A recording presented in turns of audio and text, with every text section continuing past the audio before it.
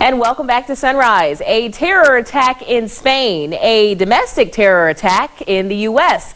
The buzz and science surrounding the eclipse, and we profile the victim whose life was lost during a white supremacist rally in Charlottesville, Virginia. We've got a lot to sort through. Your top 4 and 4 countdown starts right now. We're going to start this countdown outside the U.S. Here's headline number 4. Authorities in Sierra Leone say at least 300 people are dead amid heavy flooding. Storms swept through the capital of Freetown early Monday, flooding downtown streets and creating mudslides in hilly areas. Sierra Leone's national television broadcaster interrupted regular programming to show scenes of people digging through mud to retrieve the dead bodies of loved ones. Many of the impoverished areas of Sierra Leone's capital are close to sea level and have poor drainage systems, exacerbating flooding during this West African country's rainy season.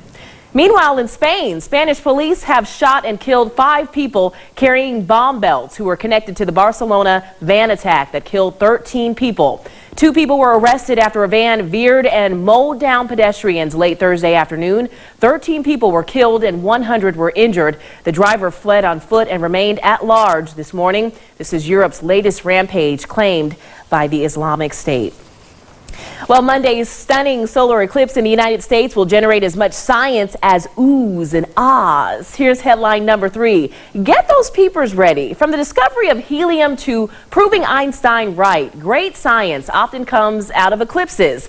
NASA and others will monitor Monday's eclipse with an armada of satellites, airplanes, balloons, and citizen scientists looking up from the ground. Scientists will focus on the sun, but they will also examine what happens to Earth's weather, to space weather, and to animals and plants on Earth as the moon totally blocks out the sun. The moon's shadow will sweep along a narrow path from Oregon to South Carolina.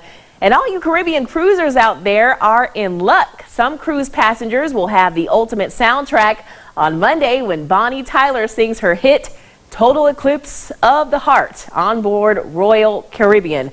The Caribbean says the ship will sail from Florida on Sunday. It will sail through the Caribbean towards St. Martin on Monday when the moon passes in front of the sun. A total eclipse will be viewable in a narrow band across the sea. And Total Eclipse of the Heart topped the Billboard charts for 4 weeks in 1983. Interesting, huh? Yeah, kind of not really. But here's another interesting headline of the week. Headline number 2. Some people are calling it progress. Others say it's erasing history. Confederate memorials are being removed around the U.S. after a white supremacist protest to protect a statue of Robert E. Lee in Charlottesville, Virginia. It turned into a weekend of racist violence in which 1 woman was killed. According to USA Today, though, there are more than 700 Confederate monuments installed in public areas across 31 states. Washington, D.C., Lexington, Kentucky, Memphis, Tennessee, Birmingham, Alabama, and other places are taking steps to remove their monuments. Baltimore quietly removed its remaining Confederate monuments Tuesday night in the wake of the Charlottesville incident. On Monday night, protesters tore down a Confederate monument in Durham, North Carolina. President Trump previously expressed worry about the removal of these statues during an unhinged press conference on Tuesday. Trump said he's, quote, sad to see Confederate statues and monuments being taken down around the U.S. in a series of tweets.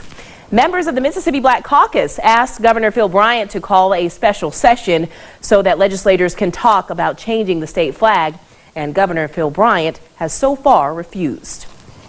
Well, here it is, headline number 1.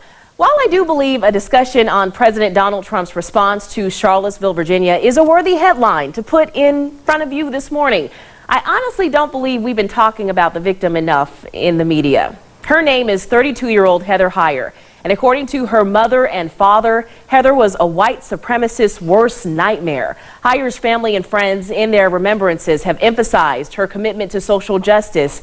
At her memorial service on Wednesday, her father, Mark Heyer, remembered his daughter's commitment to justice and love. Heyer said, quote, she wanted equality. The 32-year-old was plowed down by a car as she protested the rally. 2 Virginia state troopers also died in the crash of their helicopter, which was monitoring the rally that day.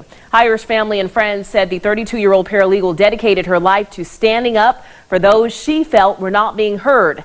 Heather Heyer worked as a paralegal for the Charlottesville-based Miller Law Group, assisting clients through the bankruptcy filing process. Heather's last social media post was a fiery call to action. She tweeted, quote, "If you're not outraged, you're not paying attention," end quote. Well, this has been another Top 4 in 4 countdown. Be sure to tune in next week. I'll be counting down a whole new list of interesting headlines and stories that everyone is talking about. We'll be right back with more Sunrise after this.